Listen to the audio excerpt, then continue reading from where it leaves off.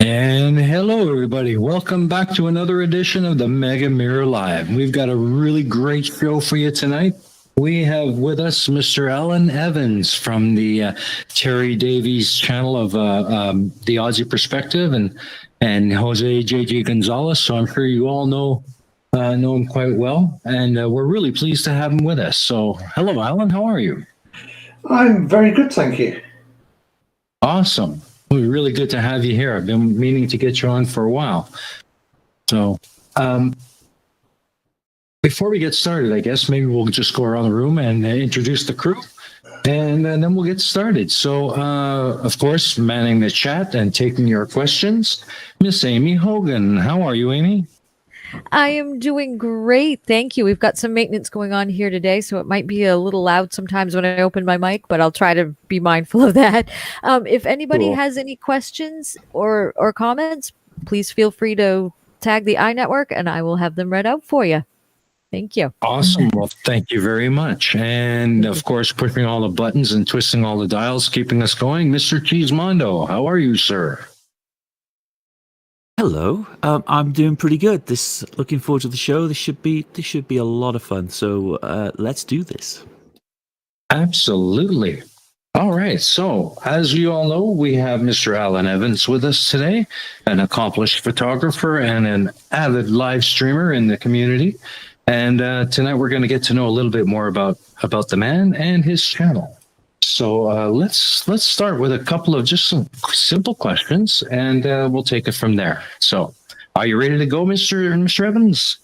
I am Awesome. ready and willing. Awesome. And please call me Alan. I will. Thank you. All right. So my first question, and this is for any viewers in the side chat who might not be aware of who you are. Can you tell us a little bit about what you do and what your channel is about? My channel is actually really just a personal channel, but I ended up accidentally starting to do lots of live streams on it at one point, until unfortunately my health took a bit of a turn. Unfortunately, I've had a long-term health condition for a very large number of years, so that wasn't something that's completely unexpected in my life. But so since then, I make content whenever I can and post it up and just hope people like it. And as you say, I tend to go on a fair number of panels and chat with people. It's a showcase for the channel's a showcase for my videos, for stuff that I do to show that certain anti-scientific views are just that, and say stuff that's educational, hopefully, as well as a bit of fun. Awesome. And that kind of strikes a chord with me because I'm very much into education. And I had a look at your channel, and it's quite eclectic with what you've got up there. Yeah, I mean, let's show you how to work your camera, or how to eat Marmite on toast.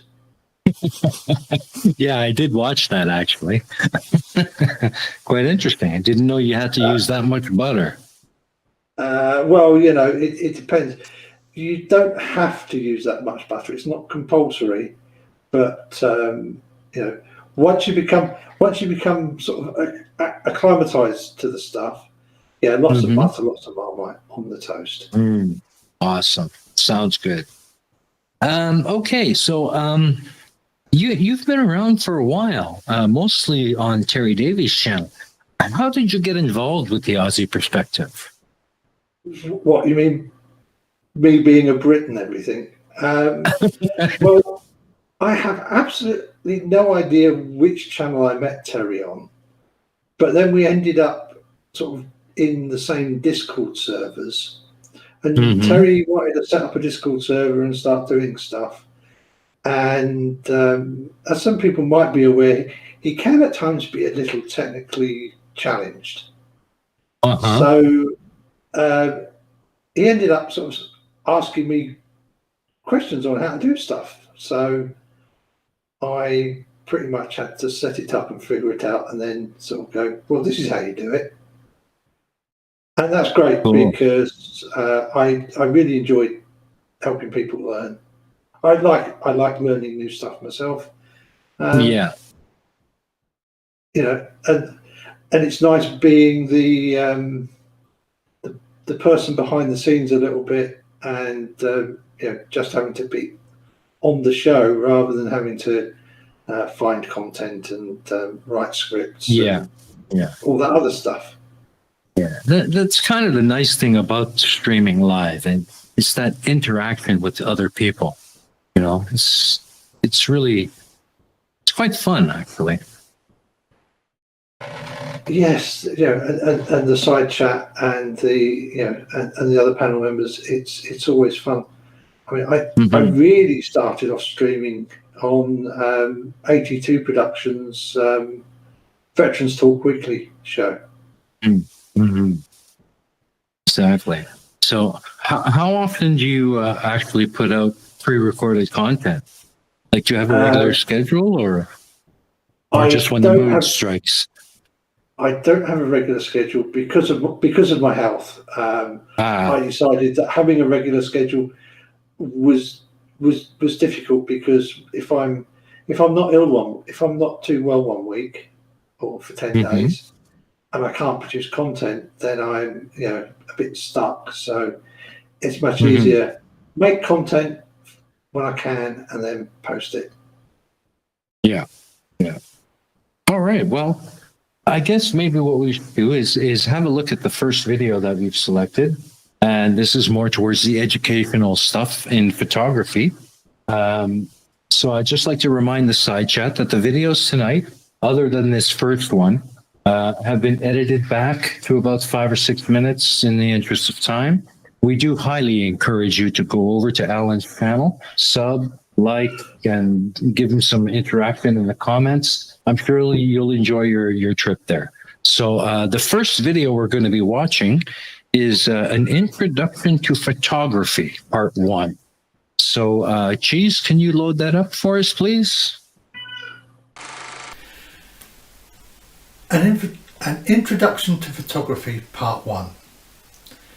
The word photography is of Greek origin and translates to drawing with light in modern English. Similarly, the derivation of the word camera is also Greek and comes from camera obscura, meaning darkened room. Camera obscura can be of any size, from a small box to a large room. In the simplest form, they consist of a darkened room with a small hole in one wall, which will cause an inverted and mirrored image to be formed on the opposite wall. The earliest apparent evidence for the use of the principles of the camera obscura date back at least 30,000 years to the Paleolithic era. Camera obscura, often fitted with a lens rather than a simple pinhole, were becoming common by the 15th century in Europe, and varied in size from large rooms to small portable boxes that could be used for drawing accurate landscape sketches. Of course, it took the development of light-sensitive papers by William Henry Fox Talbot, the inventor of the first fixable, so useful, negative-positive photographic system in the late 1830s, to make photography a new art form. This is the very first permanent photograph made with light-sensitive materials by Fox Talbot at and of Laycock Abbey in 1835. Even today, with their bells and whistles, all cameras are essentially a light-tight box with a lens to focus the light and a light-sensitive surface to record the image projected by the lens. Probably the biggest changes over the years being the nature of the light-sensitive surface. In Fox Talbot's original system, the light-sensitive material was applied to thin paper, which was exposed in the camera and then fixed. This was then used to make a contact print on a second sheet of paper. Originally, the sensitive material was silver chloride, although over the years various other silver salts have been used that offer increased sensitivity and other advantages.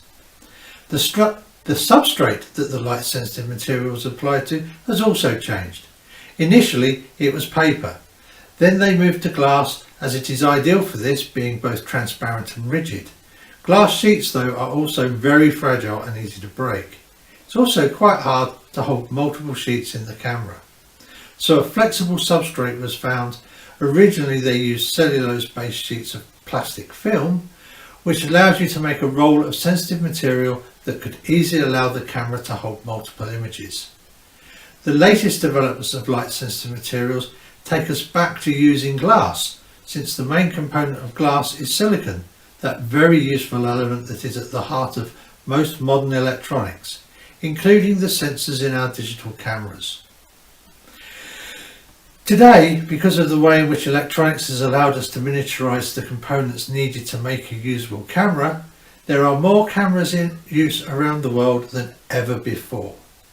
The images that they create are being used for more purposes than I am sure Fox Talbot could ever have imagined. From the exploration of the universe the diagnoses of many diseases, manufacturing all sorts of products, including of course cameras themselves, and even that selfie of you and a friend out having fun.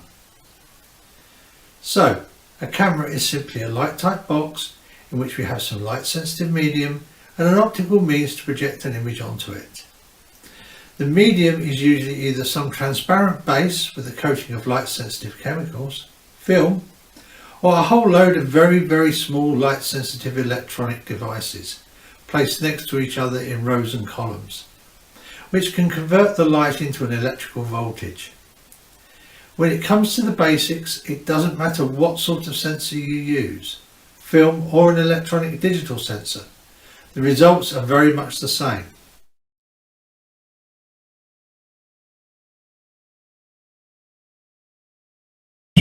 That was a really, really good video. I enjoyed that. I was actually quite surprised at the detail in that very first image back in the 1800s. Oh, Fox Talbot's photograph of the window at Lake Rock Abbey. Yeah, It's surprisingly good, isn't it? But it is. what you have to remember is that it was taken with a very large format camera. So Mhm. the original paper negative would have been sort of probably about A4 sized, 8 by 10 inches, something in that region. Yeah, They but had still, some odd sizes back then. yeah. But for a brand new technology, the quality of that picture was astonishingly good. Oh yes, yeah, the biggest problem they had back then actually wasn't so much the resolution. It was more the fact that the silver salts they were using reacted really slowly. So you have to have exposure times in the minutes. Ah, okay. So you really had to spend the time. Under really bright sun, with really bright sunlight. So Yeah. It's one of the reasons why lots of early photographs look like there are no people about. Because the people are moving around. If you take a picture outside, the people are moving around so fast they don't get recorded. Yeah, you've been doing photography for quite some time. When did you get started? I got started again. Well, I've been allowed to have cameras in my hand for as long as I can remember. I was probably 7 or 8 when I got one of those good old little Kodak Instamatic cameras. I remember those well. Yeah, not the really little, not the little flat ones with the 110 film, the slightly bigger, older version from the 60s. And then seriously, I started getting into it around about the age of 10 or so. So mid 1970s. My dad let me have his SLR camera that he had, and let me take photographs. Let me take it to take photographs with. Of course, as well as taking the photographs, which were all on black and white film, he then took the time to teach me to develop and print the film in the darkroom. Ah, yes, the chemical process. The good old chemical processes. Yeah, I mean, yeah. As a 10-year-old, that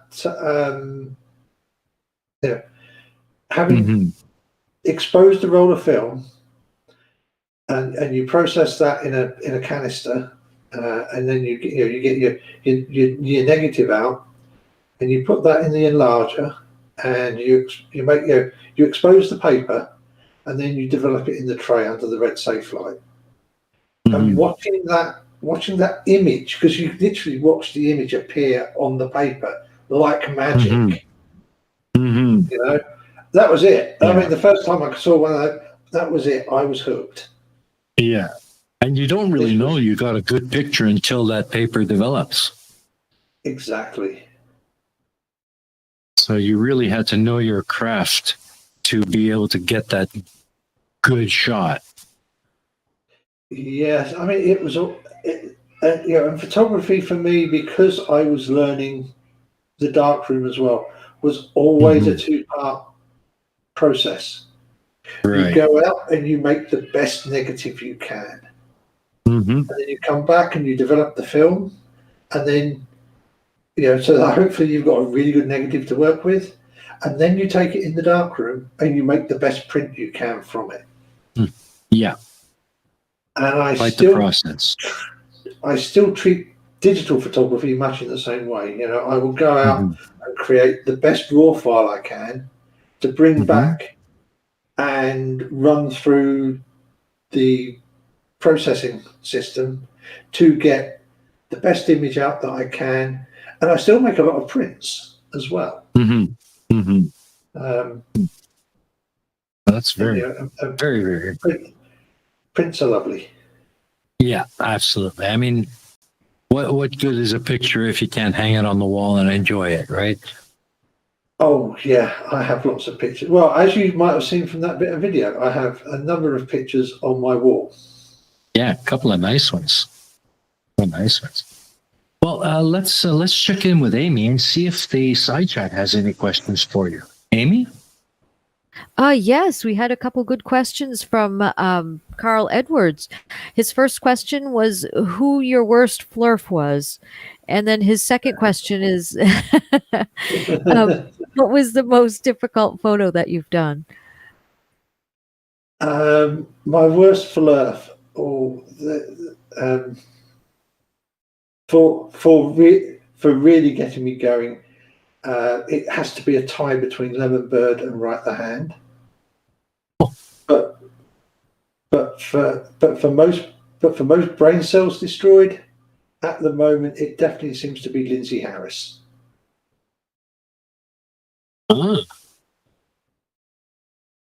That's awesome. Okay. The New Zealander. Oh, okay. And what was the second question, Aimee? What was your most difficult photo? They're all difficult in their own way. A lot of my aviation photography is difficult because I'm really pushing the boundaries of using long shutter speeds to get various parts to be blurred while keeping all the other bits not blurred, and using really long telephoto lenses. But to be honest, the type of photography I find the most difficult is taking photographs of people in a formal setting. I have my own studio, but I much prefer to use it for still life than people. Yeah. It can be so difficult to get the right lighting for portrait photography. Yeah, I mean, I have to admit, I find the interacting with the people bit the hardest. To get the interact, because as a good photographer, you have to be able to interact with the person you're photographing to get the best out of them, and that's the bit I really struggle with. When you're doing still life, it's great because you need to adjust the lights or anything. It'll sit there. It'll wait. It won't get bored and frustrated. Yeah, exactly. Any more in the side chat, Aimee? Yep. Let me see. Just a sec. I've got one from Terry Davies. He says, "What's the best time to take photos? Morning, evening, sun and clouds, etc." Again, it depends what you're trying to take. It depends what the photograph is that you want to take. Sometimes a grey overcast could be absolutely brilliant because you want flat lighting so that you haven't got horrid sharp shadows. Other times, nice and bright. I like to do my time lapses and the sunrise, sunset type photos. is great when there's a bit of cloud in the sky at various altitudes, because you get really nice effects against them. It always depends on what you want the photograph to show. So I mean, recently I went out and to take some photographs. It was foggy. It was you could see about 50 meters. And I went out and I left home about 8:45, and I got home at 2:30 in the afternoon. Wow. And I did about an 8-mile walk. Well, trundle round in my electric wheelchair. There you go. Sounds like a good day of shooting. Yeah. It was a good day because I was out and I took a buttload of photographs. I got some really good stuff, and it's great. So yes, it doesn't matter what conditions are, you can get good photographs if you've got the subject matter for it and the images of the images there in your head. I have images in my head that I know that I want to take in my local area, and I just wait for the right weather conditions for them and the right time of year, so that the sun's coming from the right angle. Great. Awesome. Google Earth is really handy. Yeah, it certainly is. That and timeanddate.com to tell you what direction the sun's going to be coming from. Yeah, you can pretty much nail it down to the minute. Yeah, exactly. Yeah. Well, I just want to remind everybody in side chat that Alan has a whole series of videos that teaches about photography, the cameras, the equipment, and so on. So head on over to his channel if you haven't already, and give him a sub and check out that series. Very, very educational stuff. And with that in mind, I'd like to move on to our next video. And this is more about the eclectic side of your photography and your content.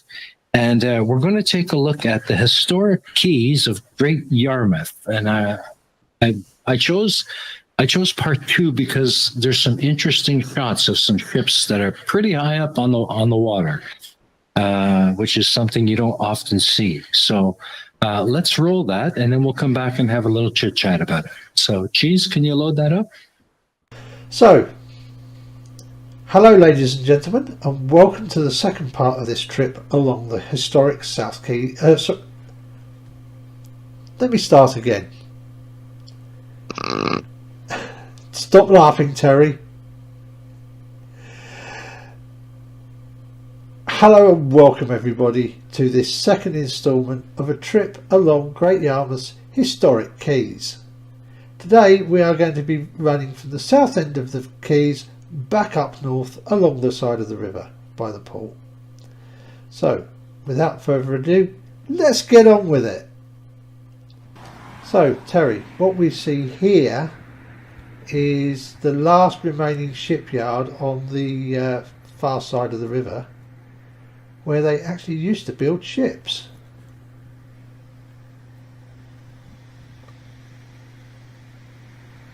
But you're playing Frogger to get across the road first. We forgot to mention that.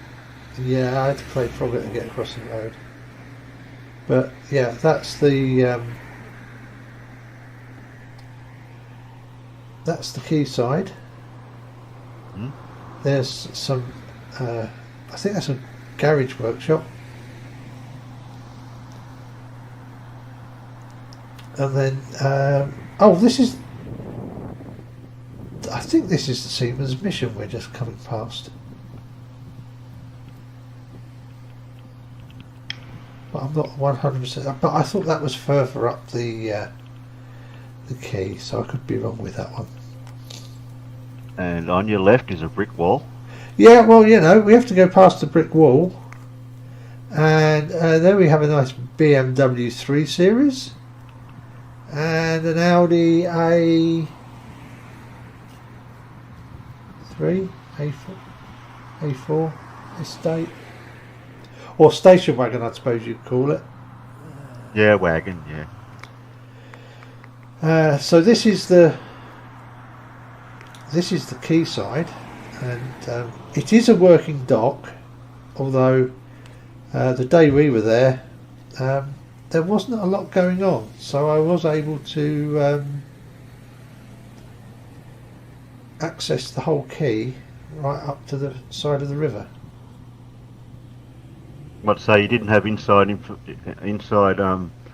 connections to have them clear the dock area, quay area, just so you could roam around and film it? Did I? No, that was just luck. They tend to avoid putting ships along this section if they can, because you do get a lot of people wandering up and down it. So here we can see the river in the port, and this is kind of just at the end of slack high water, so the tide's only just starting to run, and it's a reasonably high tide, although it's nowhere near the highest I've ever seen. Oh look, my chair lifts me up a bit so we can see over the wall. It's by no means the highest tide I've ever seen there. That was back on the 5th of that was back in December 2012, the night of the 5th and the 6th of December 2012, when this whole area that we're stood on got flooded. So this is a fairly good average high tide height, but like I say, a spring tide almost covers those tyres on the other side of the river, on the side of the quay over there.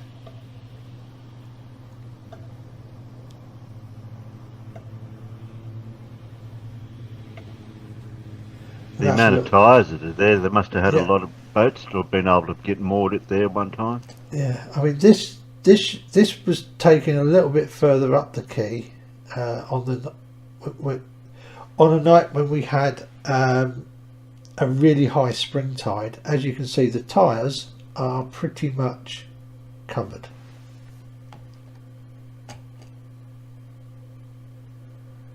And you can see the ships are almost at the level of the dock. And then, let's say, the night of December 5th, sorry, it wasn't 2012, it was 2013, we had a 2-metre surge tide plus a really high tide. This is observations for Lowestoft, which is about 8 miles down the coast and out at sea. Yeah, the height of the surge in the harbour was even higher. But you can see the difference between what it was supposed to be and what we actually got was pretty significant. Was that about 4.7? Yeah, something like that. High. So here you can see the water didn't actually come over the it didn't come over the little bit of wall there that stops you falling off the edge of the quay, but it did get to because the problem is that the quayside is drained by culverts that run through and drain into the river, and all the culverts were covered by all the culvert outlets were covered, so the water just came up backwards through all the drains. And yeah, you can see how high the ships are.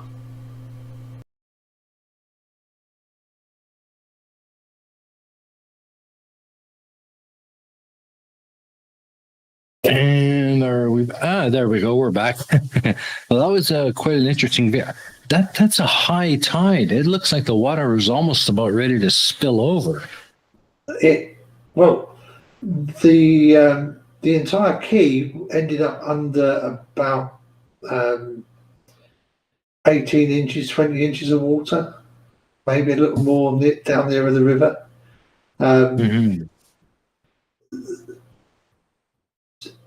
The water came across completely across the dock area that you'd seen me drive, that was brick weaved, and came across the road and stopped just at the pavement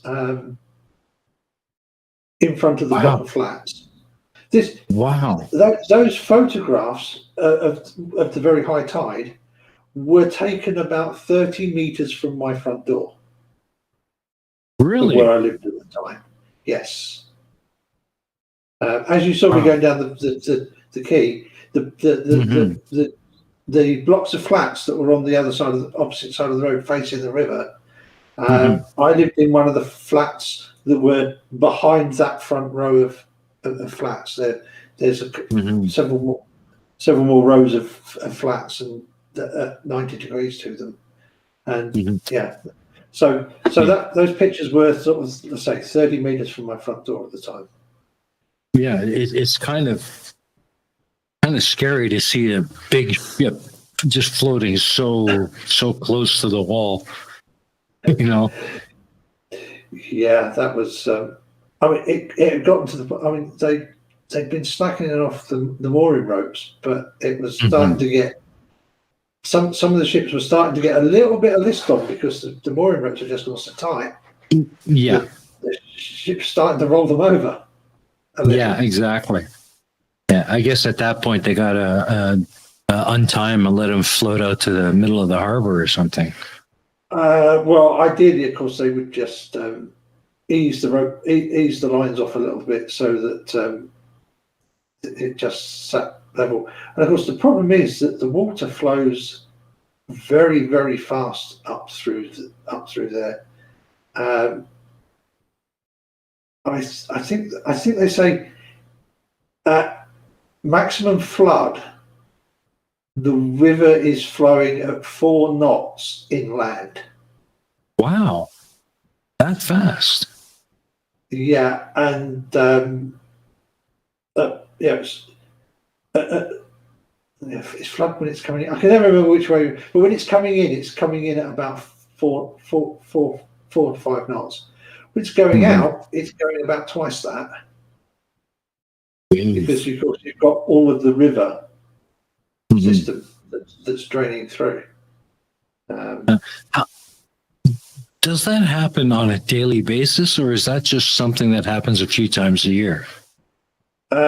Spring tides happen twice a month because it's on a fortnightly cycle. Basically, it's when you get a spring tide when the moon is between us and the sun, or opposite the sun. So new moon, full moon gives you spring tides. The spring tides in March and September tend to be higher, sort of some of the higher sometimes. But as you saw there, that was December. But the thing was that was also just after we'd had a couple of days of fairly strong northerly winds, which was pushing a lot of water down the North Sea, because Great Yarmouth is like almost the most. It's Lowestoft's the most easterly point in England, and you have all this. We're 8 miles north, so it's not that much further. But you have the Dutch coast that sort of comes down, and the English coast comes down, and funnels everything into the English Channel, which is like 22 miles wide. And of course, when you've got wind you've got weather pushing the water down, as well as the tides, because the tides flow north to south down the east coast. That's why we had that sort of 3 or 4 meters of extra water there over the actual water spring tide.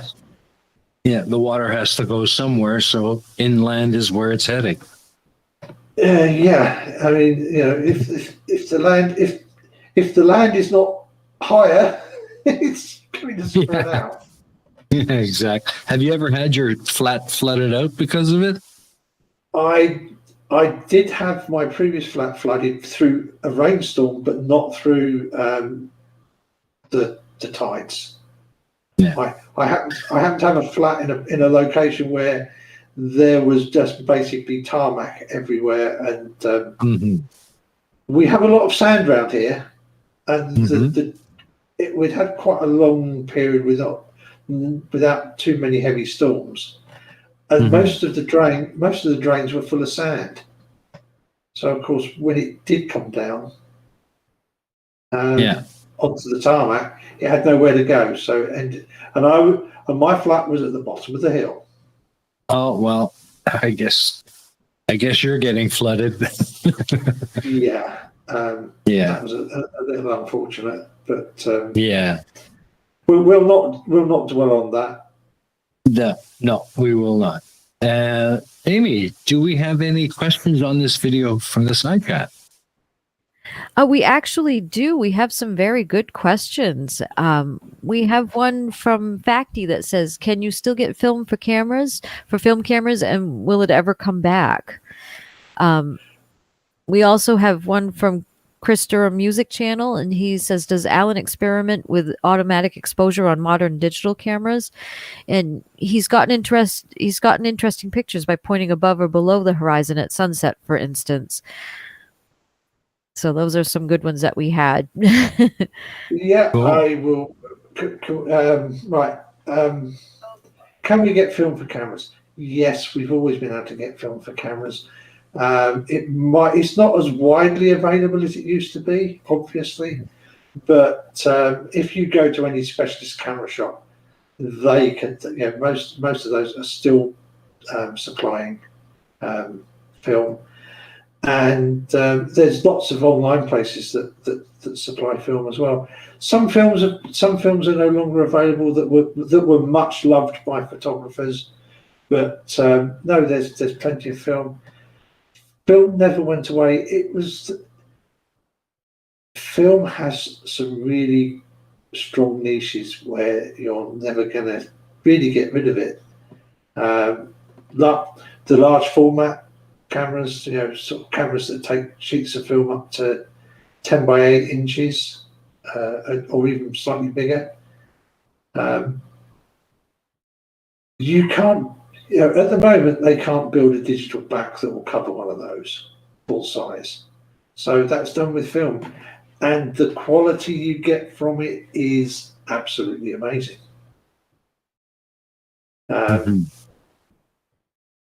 Yes, digital is great, but film is always still going to be around. It never fully went away. Old second-hand film equipment is really going back up in price.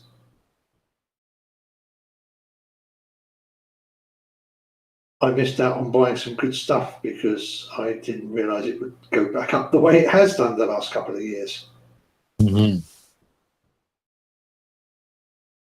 All right. And the second question was from Chris Durham, was it not? Yes. He asked if you experiment with automatic exposure on modern digital cameras. He's gotten some interesting pictures by pointing above or below the horizon at sunset, for instance. Yeah, I do. I do use automatic exposure functions on the camera quite a lot. I tend to. Yes, if you're using a fairly simple camera with a good, solid, simple, basic exposure system, you're going to get really different effects by pointing the camera down a bit and up a bit and changing the amount of sky you've got in the image, because that's changing the amount of light the camera's light metering system is seeing. I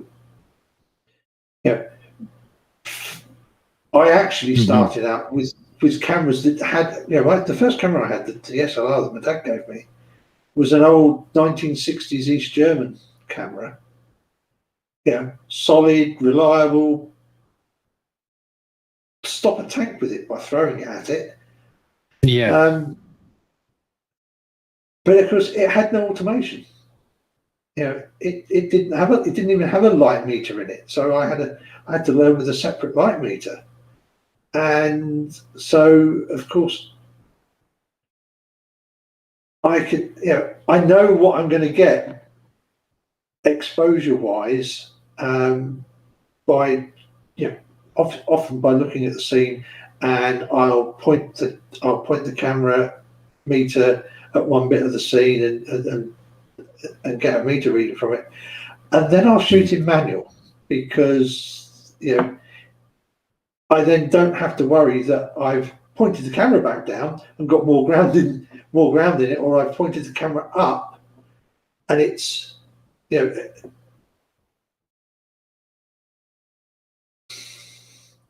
Oh, sorry. No worries. Actually, mentioning old cameras. My father, he used to have just the most beautiful little 35 mil. It was German as well. I believe it was a Koenig, 1952 Koenig, 35 millimeter camera, and it had blue lenses.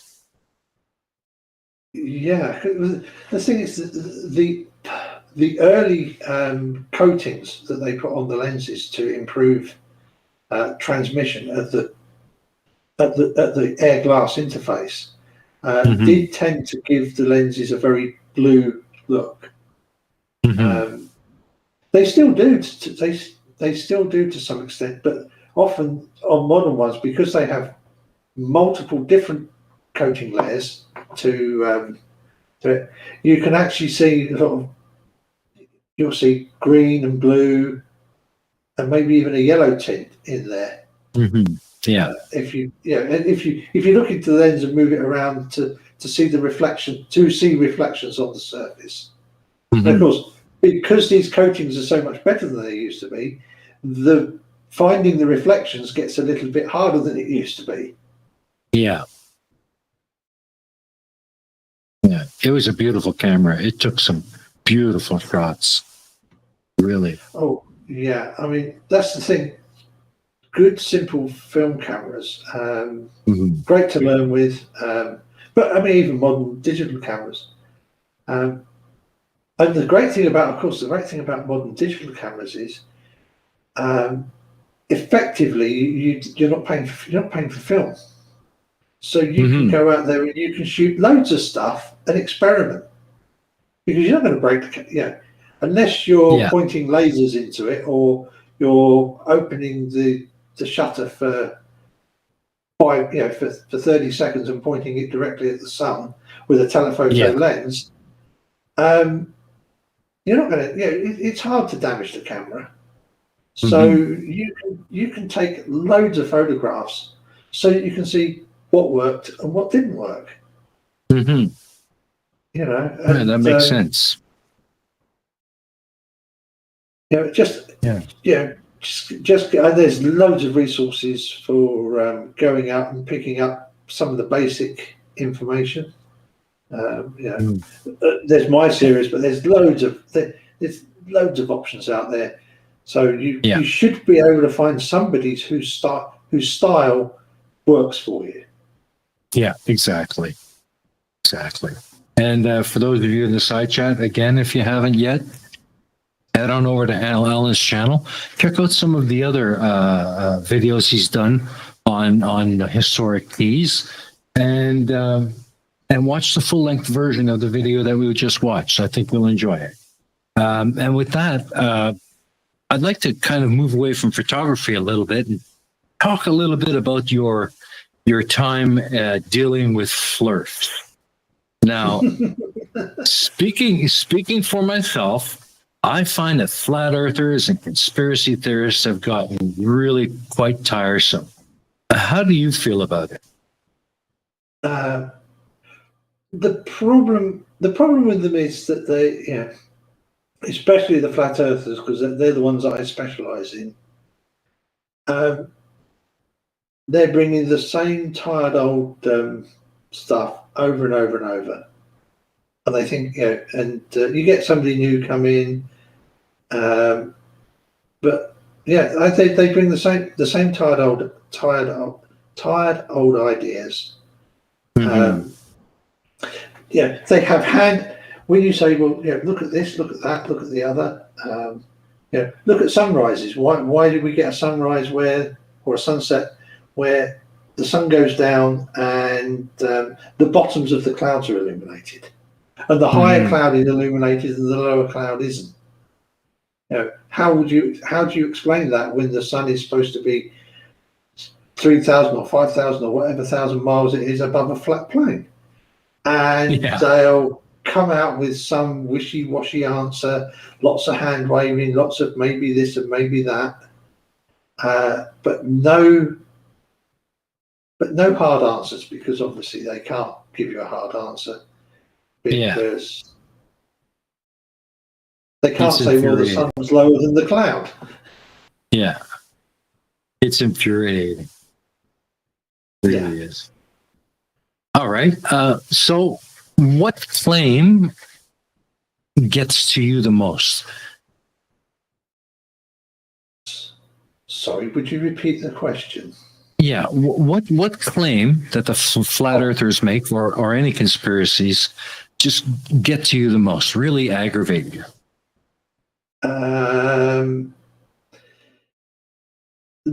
That would be the conspiracies that I won't talk about.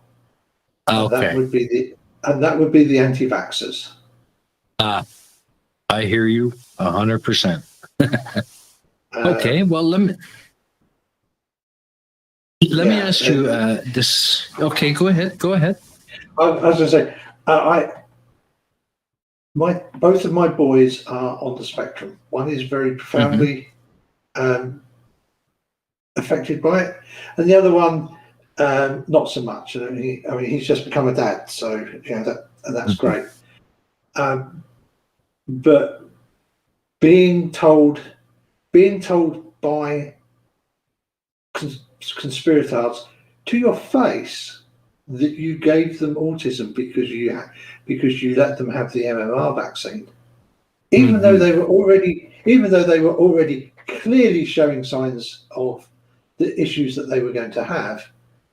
Yeah, that's the one that really gets my goat. Yeah, I can imagine. Aimee has had some very big issues with people who make that claim, and she has an interesting way of dealing with it, don't you, Aimee? Yes, I do. Yes, I have a son on the spectrum, and it's just one of my biggest pet peeves are anti-vaxxers, and it's just I don't deal with them very well at all. And people know when they see me coming, Amy's here. Somebody must have said something about anti-vax. It's like I bet the two of you could have a very good conversation. Oh yes, absolutely. That's why Lemonbird and Right the Hand are at the top of my list of people I want. Yes. Oh, they are. Oh my Lord, yes, absolutely. Because they are the two who have actually literally said that I gave my children autism by having them vaccinated. Oh, when I know that to be a lie. Yeah. I've heard that too. And I think on both occasions I absolutely, completely, and utterly lost it. Mm-hmm. I mean, apparently, I was screaming, shouting at them, and because it's really hard to deal with when somebody turns around and tells you that, and and with a straight and are 100% absolutely dead serious about it.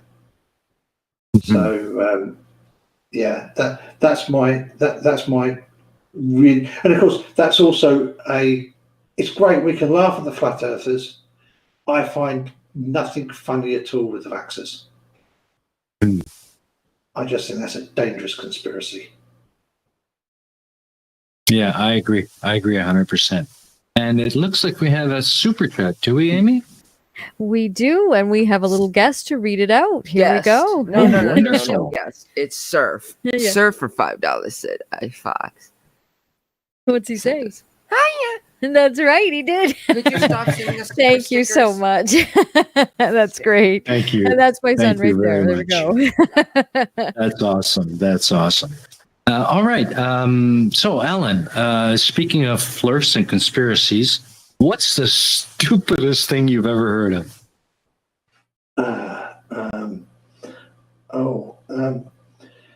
Can I just refer you to Lindsay Harris? Okay. Ignition physics. I think that has to be the stupidest thing I've ever seen. Ignition physics. He loves his whiteboard, Mm-hmm. but he's not terribly good at checking that everything is spelled correctly when he writes stuff on there. Uh-huh. So I think it was supposed to be Egyptian physics, ancient Egyptian physics. But Lindsay Harris, the guy who is fractally not even wrong.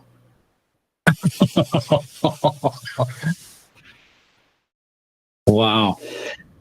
If you want to laugh, have a look at any of the Aussie Perspective streams in the last year, because we usually open with a demolition of a Lindsay Harris video. Although, of course, it's so wrong that it's like really hard to actually debunk it. because it's so ridiculous. Yeah. And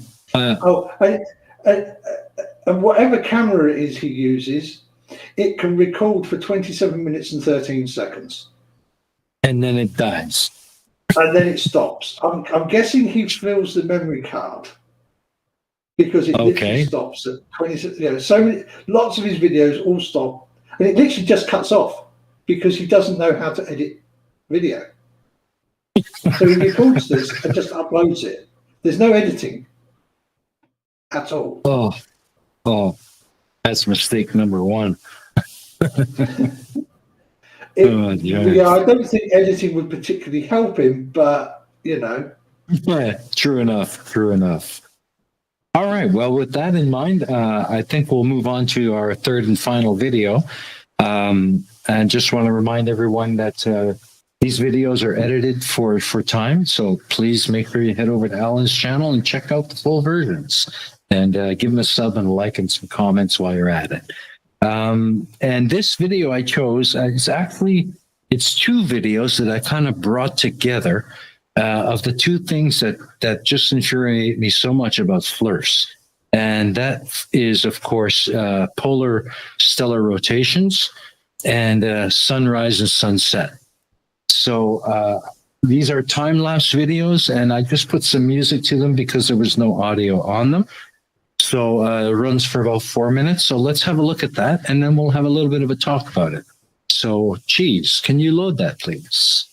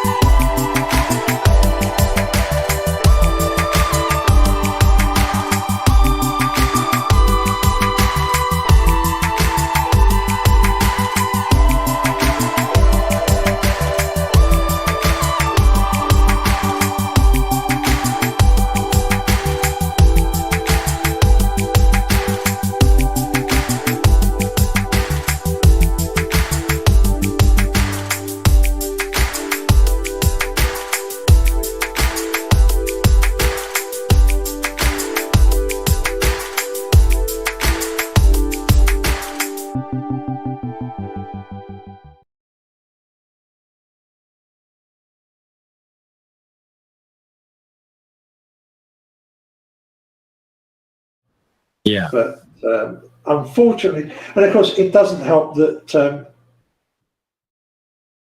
compressed video that that YouTube uses really doesn't like dark stuff. So, folks, that's why you get that square blockiness looking bits in there at times when you're watching it from YouTube.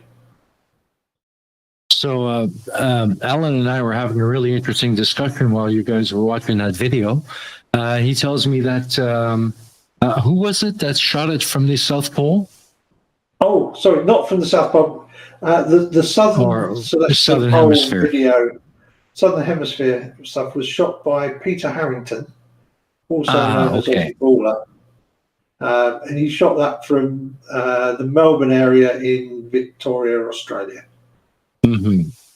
Yeah, I really love the way you overlaid the two. That was just a beautiful shot. It really was gorgeous. But the other reason why I showed that video is because there isn't a flurf on the planet that could ever explain either one of those two videos. Well, Not they ever. can kind of get away with the the sky in the north going round because a rotating dome, although it wouldn't do what we see, it would at least near the poles it wouldn't look too bad. Yeah, absolutely. You get out near the equator and it's going to be broken to heck. But at least up where I am, up here in 50 degrees plus latitude, it's not going to be too bad. Yeah, but I know. They just can't explain why does it go around in the opposite direction in the south. They just don't get it, do they? They just don't get it. Yeah, I know what you mean. Though I live in Vietnam, so I'm like just under 11 degrees north of the equator.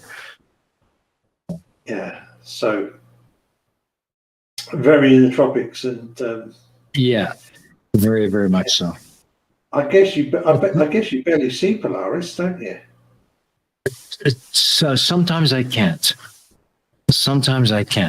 But for the most part, it's pretty low on the horizon for me. Pretty low. Yeah. But let's check in with Aimee and see what kind of comments we have from the side chat on this. Aimee? Yes, we do. We have some back from when we had we have one. The first one is Southern Hemisphere Globehead says, I'm looking at two of the brightest stars in our skies. One Northerners can see, which is Sirius, and one Northerners can't see, which is Rigel Cantorus. That's really cool. That is cool. Yes. Yep. And then the Elmigs asks, which one to next moon mission? One Hasselblad 907 or 20 P900? Same price, give or take. Well, see, that's the thing. I wouldn't. Yeah, I might take a Hasselblad. I might not. But there are so many good digital options now. But boy did NASA pick right in taking the Hasselblads to the moon. Yeah. Because those large, especially the large color transparencies they got, the quality is just outstanding because twice as much film area as a 35mm frame. Yeah. There seems to be quite a bit of debate between determining the quality of the image. Is it the CCD or is it the lens or is it both? It's the CCD or the CMOS chip, which for general purpose cameras, CMOS now seems to be the way to go. Mm-hmm. But you've got to have a good quality lens to put a good to project a good quality image onto the sensor. Yeah. Because you've got a cheap, nasty bit of plastic up front, you're not going to have a very good image. Yeah. If you've got the world's best digital sensor behind it, doesn't matter. It's still going to be a soft, fuzzy image. Yeah. You'll have a So very it's all- detailed rendering of a soft, fuzzy image, but it's still a soft, fuzzy image. Yeah, exactly. What you actually and- want is you actually want a really nicely resolving lens with a sensor that's matched to the lens qualities that you are using, so that they both complement each other nicely. Yeah. Well, I have to say that was some of the most beautiful footage I have seen in a long time. And I'm going to go back and check out all the rest of them. And I hope everyone in the side chat will do the same. So do you have some more questions for our guest, Aimee? Yes, actually, we have just a couple left. We have Southern Hemisphere Globehead asks, what kind of camera is good for amateur stargazing? Okay, if you're going to do the wide field stuff that I mostly do, so you're using a wide angle lens, pretty much any DSLR from about 2008 onwards, 2010 onwards, will give you really good results. From the I'm a Canon user, and from the Canon side of things, I would be looking for something, an EOS 50D, an EOS 60D, something like that forwards. They're really good. They're slightly more. They're the more middle of the range camera rather than the basic one. But you can. I mean, I'm using a 50D. You can pick a 50D up for £100, £150 with a lens, and they're going to give really good results because it's although they're a really old camera, it's the right age when the sensor's got good enough for that sort of work, and that's what I'm using. And I even use an older camera, the 20D.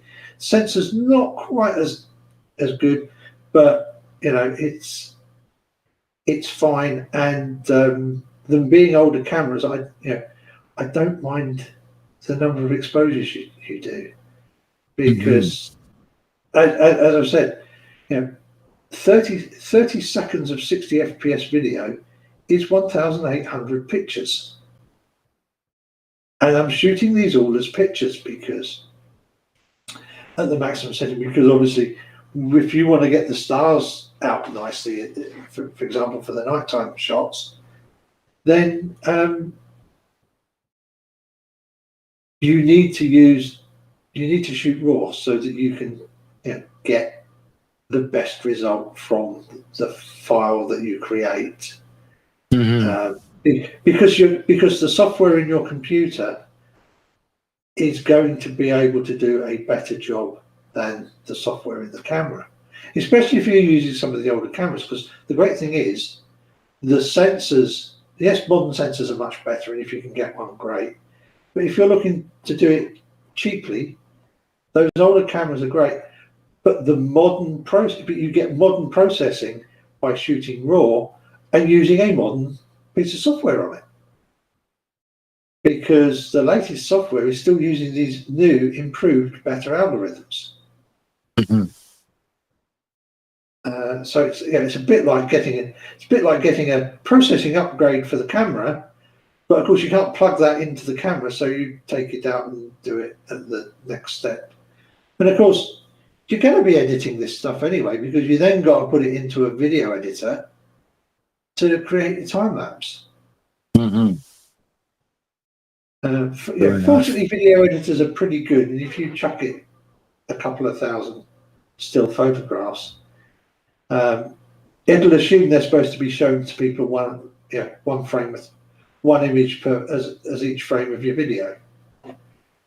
So you don't have to place it one frame at a time. Fortunately, you can just bulk drop the whole lot in these days. Yeah. So there's your answer, Southern Hemisphere Globehead. Hope you got the information you were looking for. I certainly learned a lot. And yeah, go ahead. I was going to say the one thing I didn't think of was obviously I have a Discord server. So if people want to come and see me on my Discord server, it's jokingly called the Church of the Cathode Follower. That's an old time electronic engineers joke. Okay. Well, make sure you give that link to Aimee, and she'll pop it into the side chat for us and get it out there. Yeah. I was going to say, where's Discord gone? And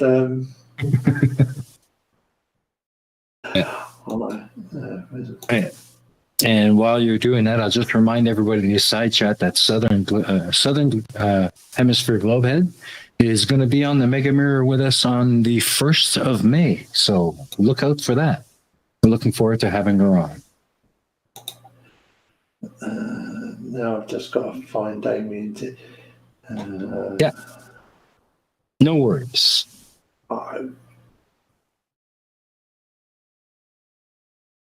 know where I'm going to find Aimee. Amy's going to have posted something in the EiE Network, isn't she? Well, yes, there we we'll go. make sure we'll add it to the description and for sure we'll get it out there. There we go. I've just okay. sent a join link to Aimee for the site. Excellent. Awesome. Thank you. All right. So I think maybe I might have one more question for you, and then we'll start wrapping up with our quick fires. So the only other question I wanted to ask you, and it's more along the lines of what we've just been talking about. The Mars Perseverance, the images we're getting from that thing are incredible. What kind of camera is that thing using? I'm pretty sure that's using custom-built cameras that NASA had put together for the mission. They're probably using a commercial imaging chip, but the cameras themselves, of course, will have been put together custom built by the guys on the team, by the contractors working for NASA and all that stuff. But they're the most beautiful shots I've ever seen.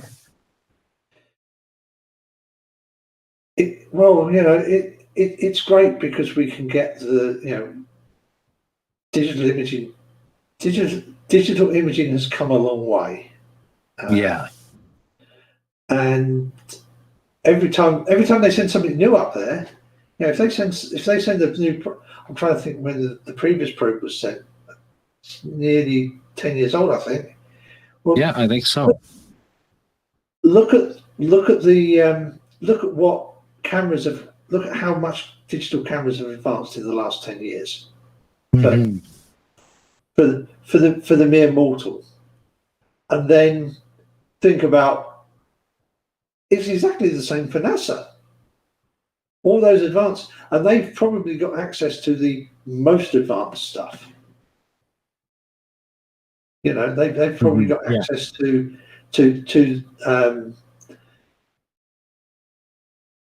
the latest R&D. To company. If you're Canon or Sony or whoever who are designing imaging sensors, and NASA comes along and says, "What you got that can do this job for us for this mission?" I'm sure that's going to get you really good stuff, because they might be willing to let you have the really latest cutting edge. Yeah, exactly. All right. So well, I guess. Go ahead. Sorry, the thought went away. I'm sorry. It happens sometimes. I call it a brain fart. I get them a lot. Yeah. So do I. All right. Well, I guess maybe we should start wrapping things up. I have some quick fire questions for you. Just really quick little preference type questions. Then we'll take a last look at the side chat and we'll be done for the evening. So, are you ready, Alan? I'm ready. All right. The first quick fire is your preference: beer, wine, or other? Beer. Beer. Good man. Good man. Vegemite or Marmite? Marmite, most definitely. Vegemite. Ugh. But I'm a Brit. I'm not an Aussie.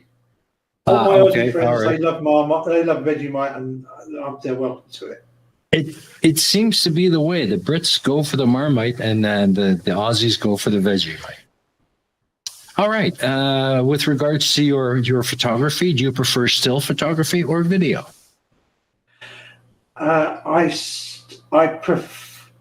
do mostly still photography, but I love both.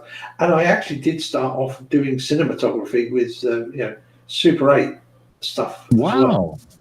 In fact, even before that, Single 8, which was even more fun. Okay. What would you say is your favorite music or film?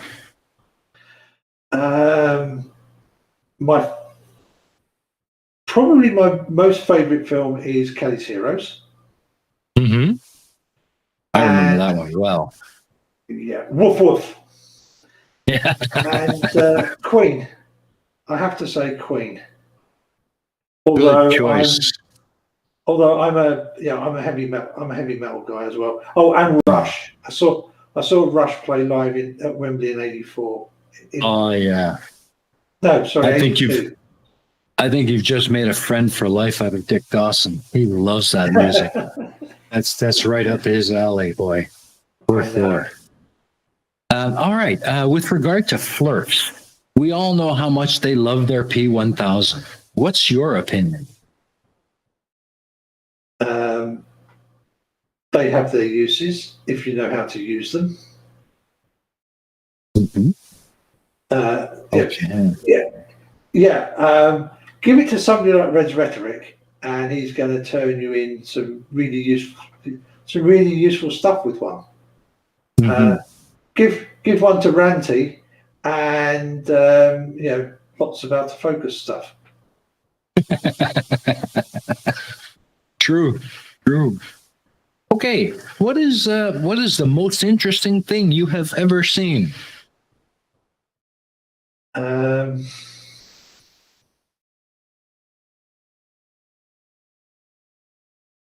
I would have to say, on TV at the age of not quite 5, somebody stepping out of this metal, this very small metal box, the best part of a quarter of a million miles away, and saying those immortal words. Yes, I remember that clear as day, like it was yesterday. Yeah, it's the first important thing that happened in the world that I can remember. Mm-hmm. I could not agree more. That was an incredible time. All right. What is the most interesting thing that you have ever done?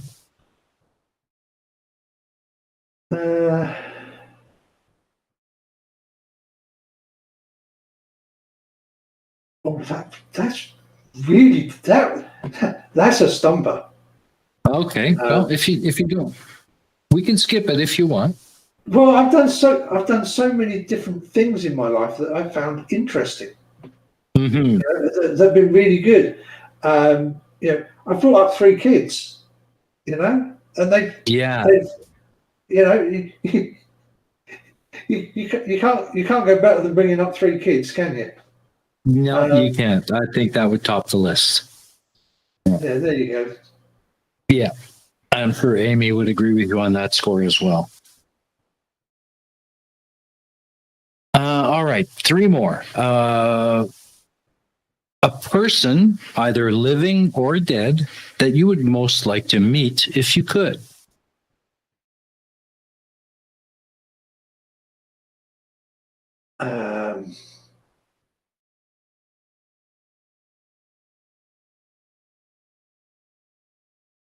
I think Neil Armstrong would have to be there. I would agree.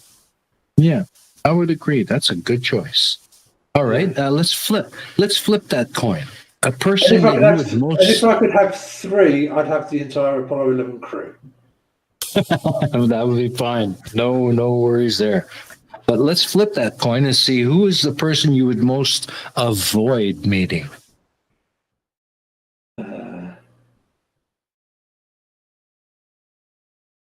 Lemon Bird and Right the Hand. Somehow I knew that was coming. All right, last one. The last one. The top three things on your bucket list.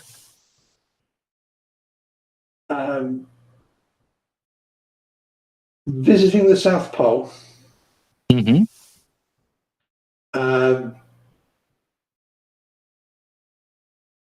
Visit the South Pole.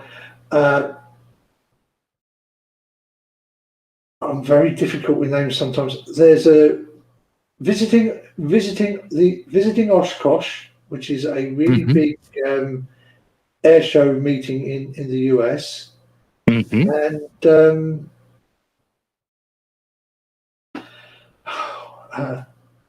trouble is, it's, I've got kids, I've got grandkids now. It's kind of ticking off the bucket list a lot. Oh, I know. Being able to compete in my chosen sport in the Paralympics, because I wouldn't be able to do it in the Olympics, because I wouldn't be able to do it in the Olympics anymore. Well, those are three very, very interesting choices. And with that, let's take one last look at the side chat and see if there are any final questions. Aimee? Yep, that mute button gets me every time, at least once. Derry Davies did ask, when filming while moving, what can you do to limit shaking? And he wants to clarify image stabilization products. What would be best? I would say one of the DJI 3D stabilizers, because they keep the camera almost perfectly stable as you walk along or drive along or whatever. Yeah. All right. Ooh, sounds like somebody's upset. That's my grandson, because he wants to come say hi. Well, there you They're go. now leaving, so Sorry everyone on the internet. And what's his name? my grandson's name is Harry, Harry. Well, hello, Harry. and my granddaughter's name is Harriet. That was the husband. Hello, Harriet. She's fast That's asleep. cute. It won't be in a second. Kids are great no matter when you. Yeah, well, my daughter's brilliant, because she's been looking up, because of my health problems. She's been looking after me for a very long time. Should have killed you off sooner. And has done a really great job. And the fact they came over today because they've been and done my shopping for me. Wonderful. And I get to see my wonderful grandkids, and my grandson's Well, now smiling and come to say goodbye to me. We all thank her for it. Big kiss. Oh no! Because now he's in the computer screen. That's it. Off we go.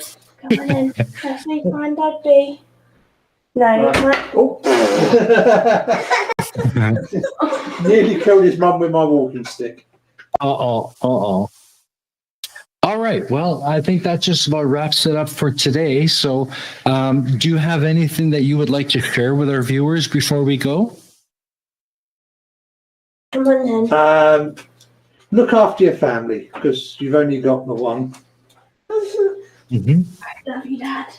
That's very good advice. Yeah. Yeah, that's very good advice. And we'll check in with our crew one last time. Aimee, what did you think of the show today? Oh, it was wonderful. I've been a subscriber for a while, and I love your photography and your videos and everything. It's beautiful. It's very calming. It's quite nice. And as a fellow autism parent, that's a big soft spot for me too. And so thank you for all the work you do too. I just think it's wonderful. And I'm so glad to finally get you on here. This is great. So Yeah, thank you absolutely. so much. I Yes, agree. thank you, Amy. Thank you. Yeah. It's been And, nice coming on, to be honest, and having a chat. It's Yes, been wonderful having you here. thank Let's you. check in with our producer one last time. Cheese, what did you think of the evening? I've really enjoyed this. If I take a photo, the camera will almost certainly be set to auto, so it's a joy to see somebody who knows what they're doing with the camera actually taking really, really good photos. So thank you very much. It's been really good. Absolutely. And with that, I'd like to say thank you very much for joining us, Alan. It's been an absolute pleasure having you on the show, and I hope we can get you on again sometime in the future. Thank you very much. You're very welcome. And to everyone in the side chat, make sure you head over to Alan's channel, give him a sub, give him a like, and give him some interaction on comments in some of his videos. And thank you all for coming out and joining us here on the Mega Mirror Live.